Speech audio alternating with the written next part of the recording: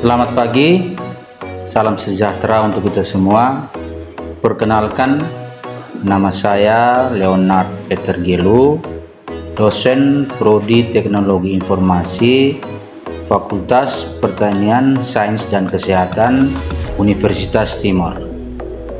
Pada kesempatan ini, saya ingin menjelaskan terkait dengan mata kuliah yang saya ampu, yakni mata kuliah Rekayasa Perangkat Lunak untuk semester 3. Mata kuliah ini terkait dengan bahan kajian yang akan saya sajikan, yaitu pertama, rekayasa kebutuhan, perspektif pemangku kepentingan, definisi skenario, jenis kebutuhan, kebutuhan yang smart, manajemen kebutuhan.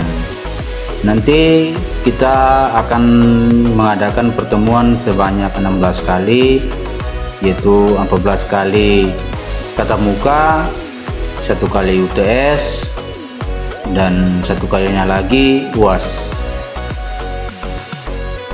Adapun hasil akhir dari mahasiswa terkait dengan CPMK 1 mampu menjelaskan apa itu rekayasa keperluan, CPMK 7 mampu bekerja sama dalam tim dalam diskusi atau tugas kelompok. Adapun CPMK 1 lainnya mampu menjelaskan mengapa perlu rekayasa kebutuhan dan juga mampu menggunakan definisi rekayasa kebutuhan, sehingga luaran yang dihasilkan nanti bagaimana mahasiswa mampu menjelaskan dan membuat suatu produk spesifikasi kebutuhan perangkat lunak. 3 komponen pembelajaran dari materi ini adalah yang pertama delivery, yang kedua interaction, dan yang ketiga assessment, di mana delivery menjelaskan terkait dengan materi yang akan saya sampaikan terkait dengan RPS, dan juga based learning terkait dengan tugas dan kuis serta materi-materi yang ada di dalam e-learning tersebut. Ya, terkait interaction, di situ adanya komunikasi antara saya dengan mahasiswa, melakukan diskusi, tanya jawab terkait dengan materi-materi yang disampaikan, sehingga proses pembelajaran itu dua arah berjalan dengan bagus antara saya dan mahasiswa untuk keberlanjutan terkait dengan mata kuliah rekayasa perangkat lunak. Dan juga terkait dengan asesmen, di penilaian akhir akan ada kuis, tugas, UTS, UAS. Di situ akan saya sampaikan dan melakukan penilaian terhadap proses pembelajaran terkait dengan mahasiswa dalam pengerjaan tugas, kelompok, diskusi di dalam pembelajaran rekayasa perangkat lunak. Ya, baik. Terkait dengan metode pembelajaran, di sini saya akan terapkan pertama aktivitas kelas dengan metode small group discussion, di mana penerapan singkat atau presentasi secara jelas dan tertulis. Yang kedua, belajar mandiri melalui discovery learning, membaca sumber pembelajaran dan menyelesaikan masalah rekayasa kebutuhan yang diberikan. Dan yang ketiga, tugasnya terstruktur melalui cooperative learning, sehingga mahasiswa dapat menyelesaikan tes dan esai di setiap kelompoknya. Berikut adalah video pembelajaran terkait mata kuliah rekayasa kebutuhan perangkat lunak yang akan saya ajarkan di kelas. Ya, baik, selamat pagi untuk kita semua. Selamat pagi. Ya, hari ini kita akan belajar pertemuan yang kedua. Kemarin kan kita sudah mempelajari bagaimana kita kontrkuliah bersama, yakni terkait dengan mata kuliah rekayasa perangkat lunak di semester 2 ini. Ya, kita akan memulai pertemuan yang kedua ini terkait dengan rekayasa kebutuhan perangkat lunak. Sebelumnya saya mau bertanya, apakah sudah absen semuanya? Sudah. Oke, nanti dicek di akun masing-masing ya untuk absensinya. Ya, yang pertama itu seperti teman-teman lihat yang ada di slide pertama itu, apa itu rekayasa kebutuhan perangkat lunak. Terkait dengan rekayasa kebutuhan perangkat lunak, di situ teman-teman sini harus mengetahui bagaimana teman-teman itu harus tahu bagaimana merancang sebuah sistem dan juga menganalisis kebutuhan-kebutuhan yang ada di dalam sistem tersebut. Ya, kita ambil contoh seperti kalian mau ke depan nanti mau buat sistem seperti apa. Mau sistem di desa kah atau siakat seperti yang teman-teman sekarang pakai di perkuliahan, seperti itu. Ketika membuat sistem, teman-teman juga harus bisa merancang atau bisa mengetahui bahwa apa itu rekayasa kebutuhan perangkat lunak. Ya, di sini rekayasa kebutuhan perangkat lunak adalah proses penting dalam pengembangan perangkat lunak. Memahami konsep dan penerapannya menjadi kunci untuk memastikan produk yang dihasilkan memenuhi kebutuhan pengguna. Ya, seperti teman-teman pikirkan tadi di slide pertama terkait dengan rekayasa kebutuhan perangkat lunak. Di sini kita tekankan pada memenuhi kebutuhan pengguna. Ketika kalian ingin membuat sistem, otomatis kalian harus melihat kebutuhan penggunanya. Jadi kalian sebagai pengembang, nanti ke depannya kalian harus bisa komunikasi kebutuhan penggunanya seperti apa. Ketika kalian membuat, tadi saya katakan bahwa kalian membuat contoh sistem di desa, berarti kalian harus turun ke desa dan juga turun ke penggunanya. Penggunanya kalian harus tahu. Misalnya kalian maunya ke kepala desa, penggunanya di desa, berarti kepala desa dan juga masyarakat desa. Nah, di situ teman-teman harus bisa menganalisa kebutuhan-kebutuhan apa saja yang ingin digunakan ketika membuat suatu sistem. Misalnya, kalian membuat sistem terkait dengan informasi di desa. Berarti teman-teman harus analisa. Terus harus bisa bercerita kepada kepala desanya. Saya mau buat sistem informasi di desa. Kira-kira Bapak desa maunya seperti apa dari segi penggunanya? Karena kualitas suatu sistem itu nanti semua itu pengguna yang memakainya. Seperti di siakat, kan kita buat sistem siakat di Unimor, penggunanya kan mahasiswa, dosen, dan tendik sebagai admin di aplikasi siakat. Nah, di sini kita teman-teman juga harus tahu proses penting dalam pengembangan perangkat lunak. Ketika kalian mengembangkan suatu perangkat lunak, nanti ada metode-metodenya yang dipakai. Metode paling sederhana itu metode waterfall. Itu metode paling sederhana yang kalian bisa analisa bagaimana kebutuhan pengguna, alur prosesnya seperti apa, dimulainya seperti apa.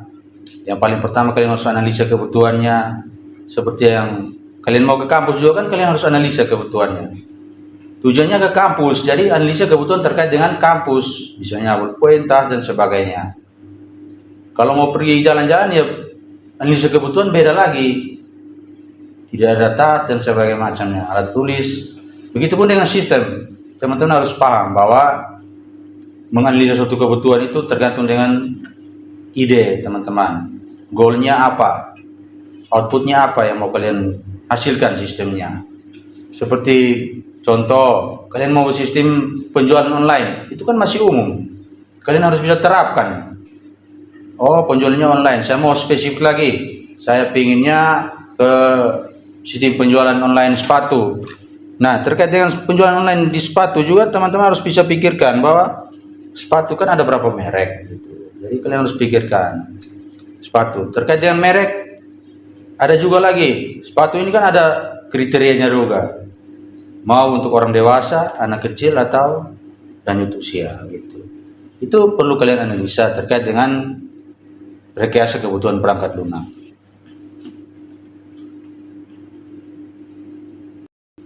Definisi rekayasa kebutuhan.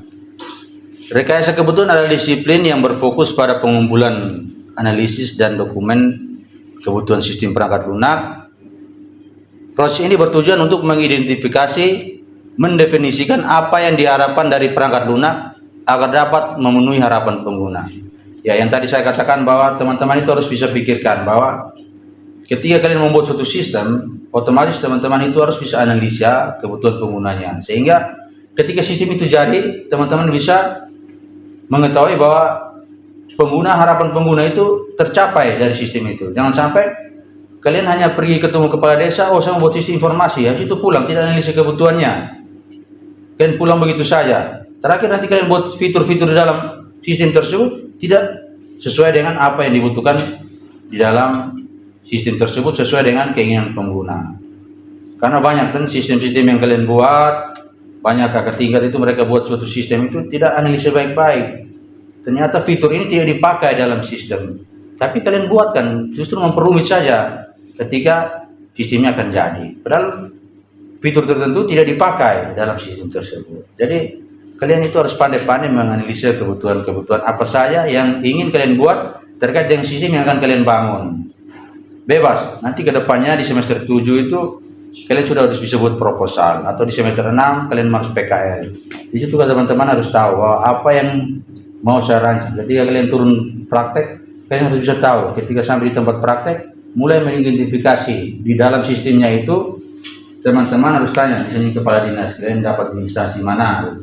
Kalian harus tanya, kira-kira di sini masih yang secara manual apa sistemnya? Coba saya buat sistemnya dari manual ke berbasis sistem. Nah, itu yang perlu teman-teman pikirkan ketika ke depan.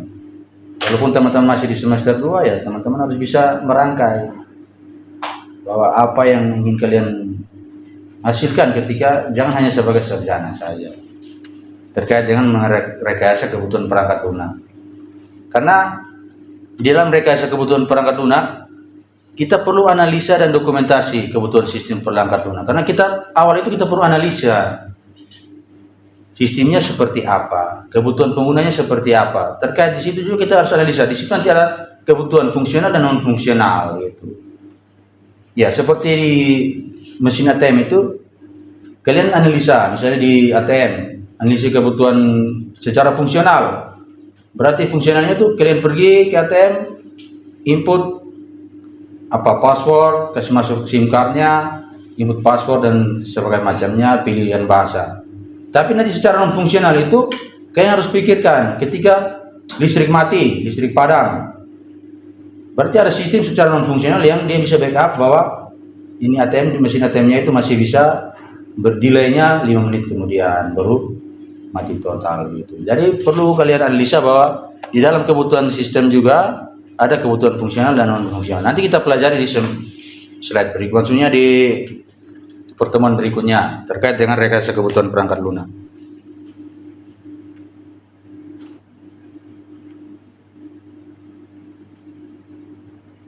Ya, pentingnya rekayasa kebutuhan di slide 4 ini, teman-teman.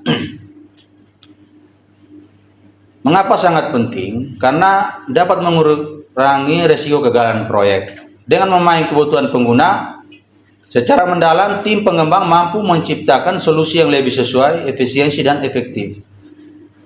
Ya, mengapa di sini saya tekankan rekayasa kebutuhan itu sangat penting? Karena dapat mengurangi risiko kegagalan proyek. Ya, karena kita pertama, ibaratnya lu mau ke kampus tapi lu analisa untuk jalan-jalan kebutuhan ke mall, kan beda. Dari cara pakaiannya sudah beda, ke kampus beda, ke mall beda. Begitu pun dengan sistem. Kalian perlu analisa, misalnya sistemnya untuk siakat. Siakat kan beda dengan sistem informasi di desa. Dari segi tampilannya sudah beda. Dari informasi-informasi yang ada di dalamnya juga pasti harus beda. Menu-menunya pun juga pasti beda. Tergantung dengan apa yang teman-teman inginkan ketika membuat suatu sistem. Lagi-lagi, ketika kalian menganalisa sesuatu, analisalah suatu sistem itu yang simpel-simpel saja. Jangan kalian mau buat wow, tapi nanti sebentar bingung ketika mau menganalisa suatu sistem. Jadi teman-teman itu perlu pikirkan seperti itu. Karena sangat penting mengurangi resiko kegagalan proyek. Sehingga ke depannya itu ketika sudah buat sistem jangan ada perubahan lagi. Kalau kalian sudah analisa, tadi contohnya, kalian mau analisa tentang sistem informasi di desa, ya terkait sistem informasi desa aja. Jangan ada kalian pergi ke desa lagi, mau tambah lagi, di situ nanti ada sistem perizinan di desa dan segala macamnya. Kalau teman-teman pikirkan itu kan otomatis sistemnya sudah berbeda lagi. Mengapa dikatakan kegagalan proyek? Karena perbedaan sistem lagi. Saya membuat sistem informasi di desa, tapi di situ tambah lagi fitur yang untuk surat perizinan di desa. Terkait mau kegiatan apa, proyek atau biasa kan mengurus ke pernikahan kan butuh surat izin dari desa kata apa kan, begitu. Terkait akta kelahiran dan segala macamnya. Jadi teman-teman harus pertimbangkan seperti itu. Ya, kita lanjut ke tahapan rekayasa kebutuhan. Ada beberapa tahapan dalam rekayasa kebutuhan termasuk pengumpulan data, analisis spesifikasi, dan validasi kebutuhan. Setiap tahap ini memiliki peran penting dalam memastikan kebutuhan pengguna tercapai dengan baik. Nah, di sini kebutuhan pengguna dikatakan tercapai dengan baik sehingga ketika kalian membuat sistem informasi di desa, kebutuhan-kebutuhan yang diinginkan dari kepala desa sebagai penggunanya, masyarakat sebagai penggunanya, teman-teman harus bisa paham bahwa ketika saya buat sistemnya, ketika sistemnya sudah jadi, kebutuhan pengguna itu tercapai, walaupun simpel saja, tapi alurnya jelas. Ketika saya harus login, saya mencari sisi informasi, dia munculnya jelas. Outputnya berupa informasi yang ada di dalam desa. Dan ketika kalian sudah menganalisis semua, harus perlu validasi kebutuhan. Ketika saya sudah bilang, ya, sistemnya seperti ini, jangan ada perubahan lagi. Kalian pulang ke rumah harus ada perubahan lagi. Ketika Bapak Desa telepon, ayo, adik tolong rubah karena sistemnya saya butuh seperti ini. Nah, itu ada perubahan, butuh waktu lagi. Kalian harus ke sana lagi, butuh ongkos, biaya lagi, butuh waktu lagi.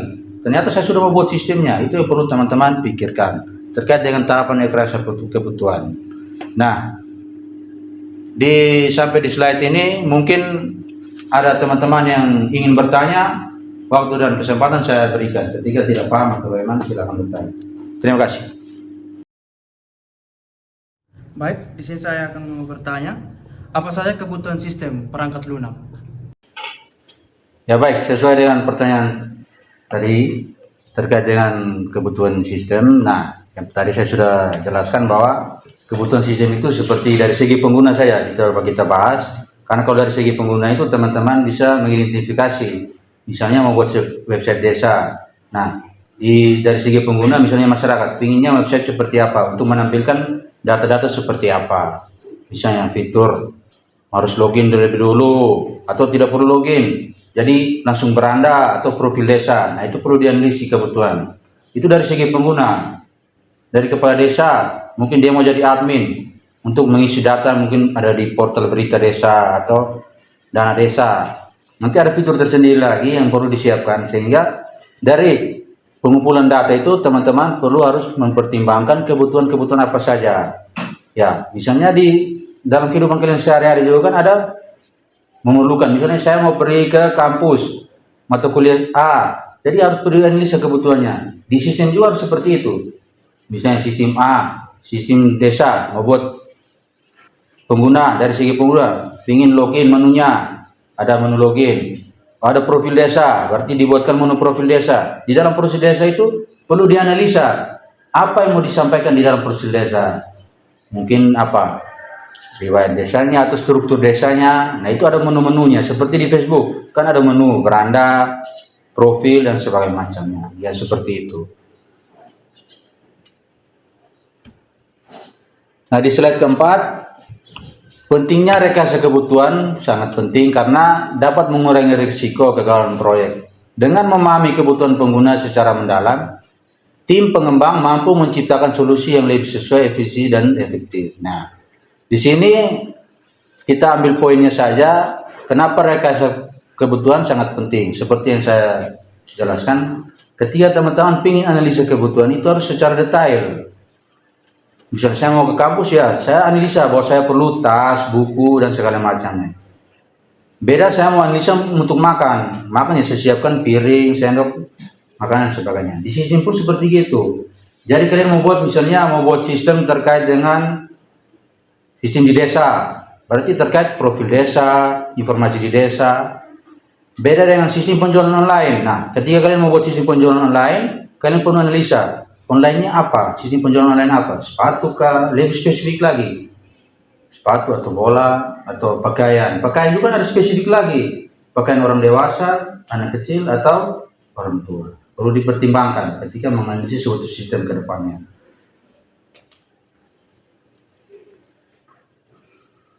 tahapan rekayasa kebutuhan. Ada beberapa tahapan dalam rekayasa kebutuhan, termasuk pengumpulan data, analisis spesifikasi, dan validasi kebutuhan. Setiap tahap memiliki peran penting dalam memastikan kebutuhan pengguna tercapai dengan baik. Nah, kita perlu analisa kebutuhan. Di dalam membuat sistem itu, teman-teman perlu pertimbangkan. Nanti ada metode, misalnya kalian nanti ke depan, metode yang sederhana waterfall. Jadi di situ teman-teman bisa menganalisa dari kebutuhan pertama, apa, kebutuhan kedua apa, perlu kalian identifikasi. Misalnya terkait tadi saya sudah jelaskan di pengumpulan data. Nanti kalian perlu analisa apakah sistem ini bagus tidak. Ketika kalian membuat sistem penjualan online, misalnya jual sepatu, ya kalian bahas tentang sepatu. Jangan bahas yang lain lagi. Kalian harus bahas pakaian, kan itu akan umum lagi. Jadi kita perlu spesifikasi dan kita perlu analisis. Ketika semua sudah terjadi, semua sudah kalian analisis, perlu divalidasi kebutuhannya. Kebutuhan itu kalian perlu pertimbangkan, dan juga tidak perlu ada perubahan lagi. Ketika sudah bilang, oh saya punya sistem, saya buat A, B, C, D, tidak perlu lagi kalian tambah E dan F lagi. Jadi cukup di D. Nanti untuk di bagian F dan E itu mungkin kalian nanti di tahapan selanjutnya, nanti di pengembangan sistem gitu.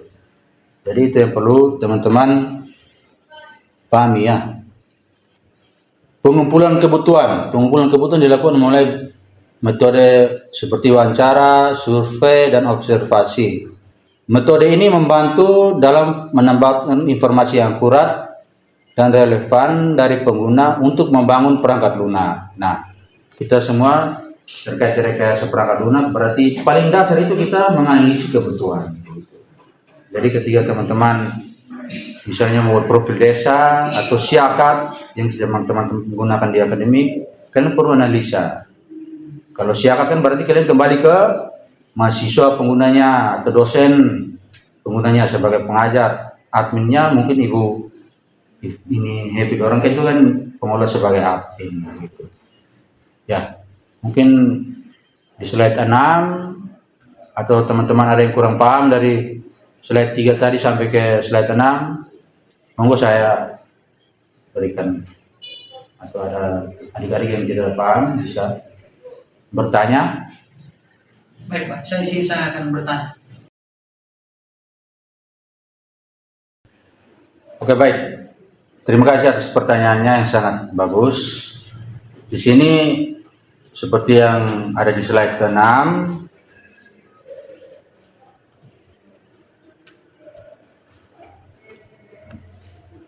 metode seperti wawancara. Nah, di sini teman-teman akan mewawancarai. Seperti yang tadi saya katakan bahwa teman-teman membuat website desa, turun ke desa itu berarti kalian ketemu dengan kepala desanya.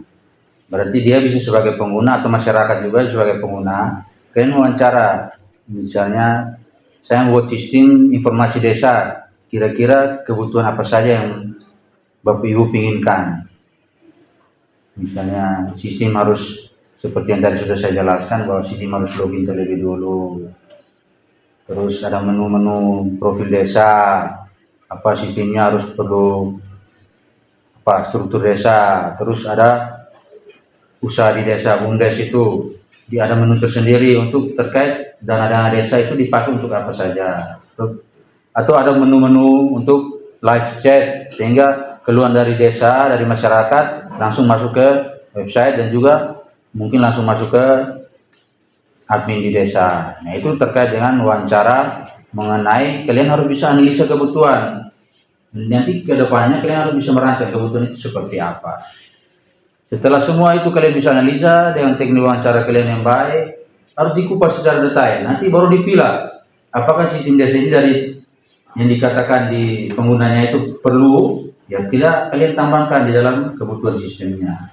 Seperti yang tadi saya katakan bahwa kalian punya kebutuhan-kebutuhan itu harus dirangkaikan berdasarkan masalah sistem. Kalau mau buat sistem desa, informasi tentang desa, kegiatan-kegiatan di desa. Membuat sistem tentang penjualan. Penjualannya ini kan banyak. Mau jual apa? Baju RB atau mau jual terkait dengan sepatu atau pakaian atau pakaian juga kan ada orang dewasa. Itu dibatasi masalahnya. Sehingga tidak melebar jauh. Ketika menganalisis sebuah sistem, buatlah sistem yang sederhana mungkin. Sehingga fitur-fiturnya itu juga terpakai. Jangan kalian membuat sistem penjualan online, tapi kalian campur semua. Mau di situ makanan, di situ pakaian, sepatu, itu kan bukan sistem yang baik secara perencanaan kebutuhan.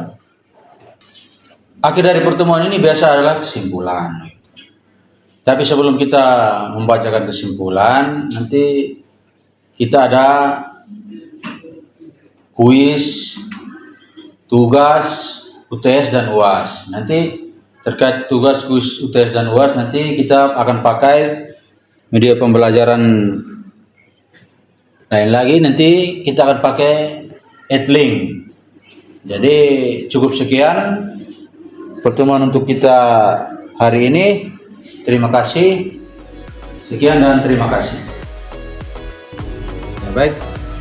Sekian dan terima kasih untuk video pembelajaran ini terkait dengan mata kuliah rekayasa kebutuhan perangkat lunak pada program studi Teknologi Informasi Universitas Triyumor sebagai acuan untuk proses seleksi sertifikasi dosen gelombang pertama di tahun 2020. Terima kasih.